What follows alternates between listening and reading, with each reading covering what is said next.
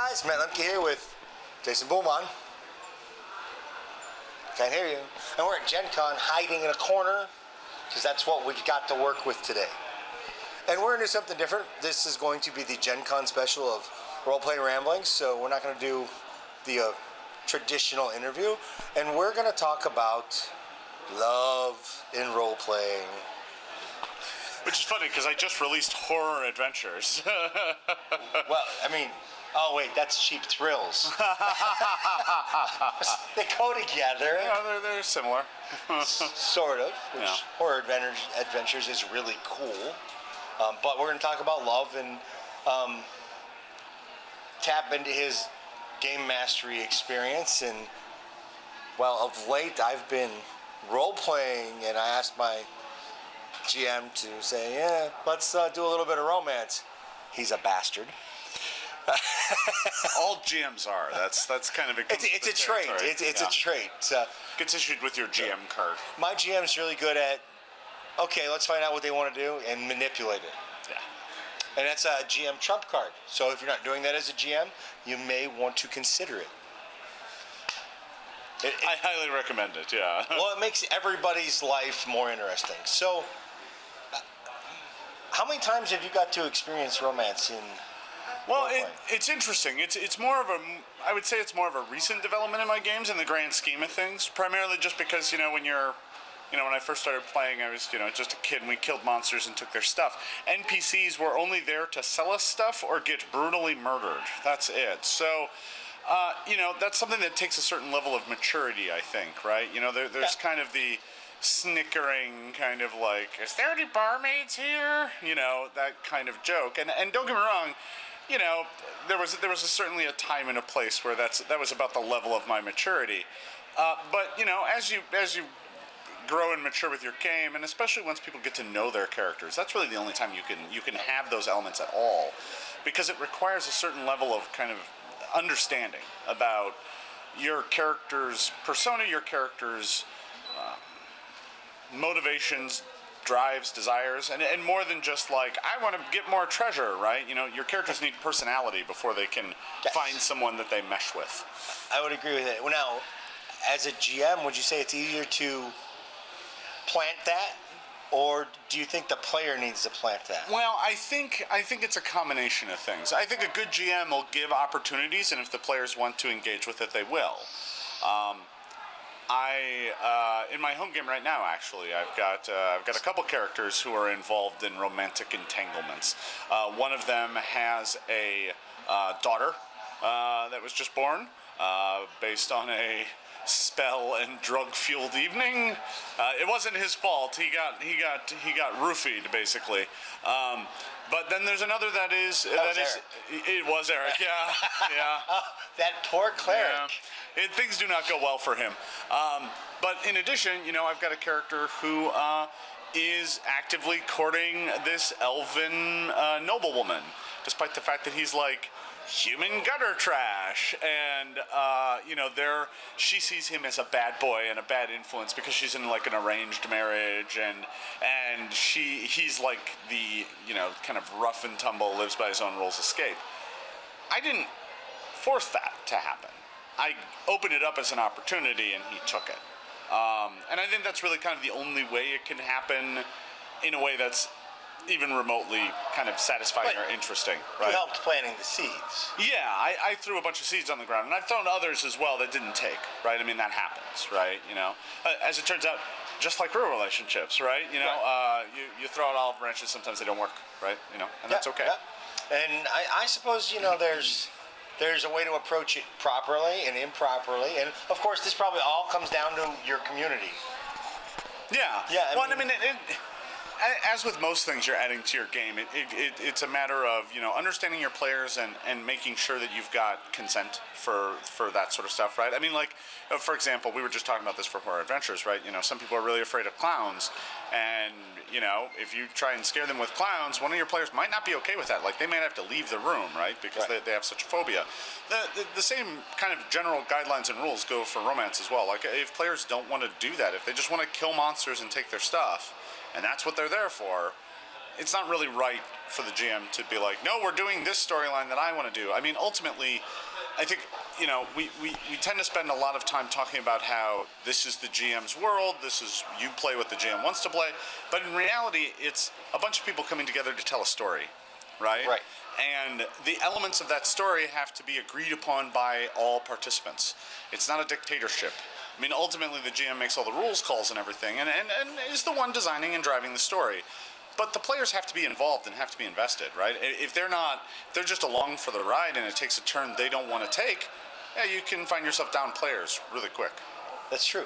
Didn't think of it that way. I mean, again, this is not something that, no railroading here is probably a good rule. Yeah. I mean, the example with Eric started out more as a funny joke because there were these cultists messing with him. He probably got railroaded. he got a little railroaded, but the thing is, he took it for what it was, and it wasn't. He latched onto it and played with it because he's playing this super chaste, holier than thou cleric, and all of a sudden he had this indiscretion, and I presented the indiscretion. That happened, right? That was outside of his control. But if he hadn't engaged with it in any way, shape, or form, I just would have dropped it, right? I would have let it go on and have been like, oh yeah, that thing that happened, those evil cultists, right? They drugged Right. you. Well, it's great though because now he's got a child to be responsible for it. Well, and to top it off, then they ended up jumping into a weird dream version of the future where she's like 18, and she was literally just born like 2 sessions ago, and then now they're trapped in some weird dream nightmare of the future where she's Is that a much kobold older. poison? Actually, it wasn't a kobold poison in this case. It was some weird trap on the ethereal plane. I don't want to say anything more because I'm not done with the story yet, and they're living the same day over and over and over again. Eric doesn't watch these anyway. Yeah, no, I know he doesn't, but it'd still get back to him. Somebody will watch it, then it's him an email. Oh, look what I heard. Yeah. I'm thinking about sending him a message and be like, yeah. "How's your child?" What? Yeah, no. I don't have a child. She's doing okay. Yeah. Actually, she's not doing okay. At the end of each day, she ends up getting killed. Like then they're repeating the same day over and over and over again, like Groundhog Day. Oh my And she keeps gosh. dying at the end of every day. So yeah, you remember before when you said game masters are evil? Yep. Yeah, that's me. Well, he's super evil. It's what I do. He walks. If he was yin and yang, he would be that line right in the middle. I think. That's kind of how I describe the stories I hear about him as a GM. But so, what other rules do you think would apply? Or guidelines? Well, I think handling it with a certain level of maturity is important, right? I mean, Definitely.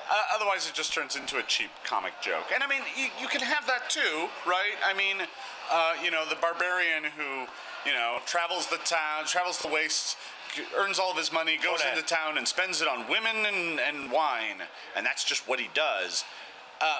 It's not very deep, but if that's the story that your player wants, that's the story they want. Yeah, and trying to force more onto him is the way to go. Yeah, we're definitely not forcing more on it. Maybe we should take a step back and look at it like from a GM's perspective. Oh, like what value? Or like, learning. Obviously, you kind of have to spoon feed them, but how? I guess what I'm getting at is, what's the best way to approach it so that it's appropriate for the group, stays balanced, and you can know when to manipulate it? The answer of when to manipulate it is the moment they care about it. And that's great. Yeah, it is really right. great. I mean, there's no point in manipulating it if they don't care. But I think from a GM, the way you kind of introduce it, the way you seed it is. You do it like any relationship starts, right? Casual meetings. It's like, they always frequent one particular tavern. The owner of the tavern is a beautiful woman, and she keeps buying the paladin drinks, right? It's small, it's innocent, it's the way people meet in real life, and I think that tends to be the part that it's so subtle. Yeah, no, and that's the key, right? I mean, it starts off with just friendly conversation and getting to know people. And I think that tends to be what makes it so hard in a role-playing game, right? I mean, remember, we're telling a story together, and this is ultimately a story that's only about one of the characters. This is a good time to pass notes, too. Yeah. she does this. Yeah. And what can be even more interesting is when two characters fall in love with each other, right? Oh, yeah, that's really tough, though. It can be very tough for the people in the group. Oftentimes, it's something most players never even consider, right? It's just like nope. Especially if your group's like all male, right? And everybody's That doesn't matter. No, it doesn't. No, I'm just saying. Yeah. But there's. Yeah, I mean, sexual proclivities aside, I mean, I think, especially in a fantasy world, it's like, I don't know, right? You can be anything, right? And none of it. Goblins. You can go no, not goblins. Nobody wants goblins. I don't know. I saw goblins are cute. Yeah, they're pretty cute, but have you seen all the teeth? No, so, I mean, what I'm getting at is that two men playing different characters flirting with each other at a role-playing game table is oftentimes one of those like awkward situations, especially because very frequently somebody will go, no, I'm not. It's just like I've seen it happen. I'm just saying the point is it doesn't matter what the mix is. If we're talking two guys, two girls, none of that matters. What does matter is that everyone's comfortable with the situation, right? I mean, right. And it's real easy for these sorts of encounters to get uncomfortable for people because they're just not. I don't think most gamers come prepared for that. They're here to chop off a minotaur's head and steal his treasure. That's fine. You want to throw as much gore at them as you want. They're cool with that. The moment we start talking about feelings, that may not be what they showed up for. Now that said, there are games where that is what you showed up for. I mean, like Blue Rose from Green Ronin is a game that has romance as one of its central conceits, right? It's kind of about romance. So, for games like that, that is a bigger part of it. And I think ultimately, having those sorts of connections, and it doesn't have to be romantic. It can be familial. It can be having deep connections with other characters. Makes the game just so much better. Right? Oh, I mean, it doesn't have to be romance. It could be, the simplest and most common version is enemies, right? That guy, we hate that guy. He's our arch villain. But it can just be like mentors and family members and having kind of richer, deeper connections across the board in your game is just going to make the whole process better. It gives the GM levers to motivate the players, right? It's really hard to convince the PCs to save the town against overwhelming odds when they don't care about anybody in it but themselves. But the moment they have to defend it because their grandmother can't leave her house because she's bedridden, and the orcs are coming and they're going to burn the whole place down, so either you fight off the orcs or Granny's getting it, right? I mean, that changes the dynamic immensely. And having relationships that form over time, romantic ones or otherwise, lends a bit more realism to the game, right? I mean, everybody starts caring more the moment they start caring about various NPCs and what they do and how they react, right? Yeah. And of course, this will only work if your player cares about the character. Yeah. And the personality of the character. Yeah, it has to start there, right? Yeah, right. It really does. If you've got a player whose character's concept is basically wet cardboard, right? There's nothing there. They're just mush. They're like, what do? I fight things. Yeah. Okay. You've got a character who doesn't necessarily feel super comfortable in his character's skin when he doesn't say what his character says. He describes what his character would say and then just lets everyone interpret it, right? That's often a sign that they're not very comfortable in the character's skin. Good point. Yeah, so having them be in touch with their character and what motivates their character, what drives their character, well, that's the only way they're ever going to form a relationship with anybody else, because if they don't have that, then they're certainly not going to care about what the mayor thinks. Well, they kind of have to put the character's skin on a little bit, too, while they're there, Yeah, I mean, ultimately, it's all about getting, good role playing out of people, right? And romance is a very deep way of doing it.